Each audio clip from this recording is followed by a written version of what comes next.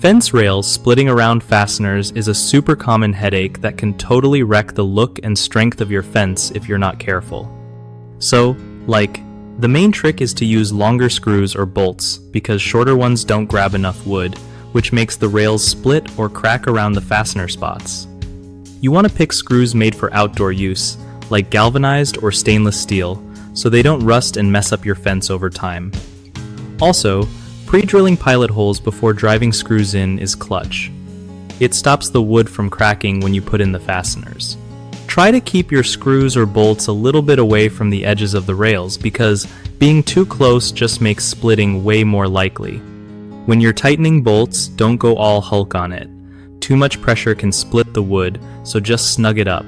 If the wood's already a bit dry or old, maybe add some wood conditioner or even replace those rails to avoid future splits. Another cool trick is to use washers under your bolts, so they spread out the pressure and keep things tight but gentle. Lastly, keep an eye on your fence yearly, especially after harsh weather, to catch any splits early before they get worse.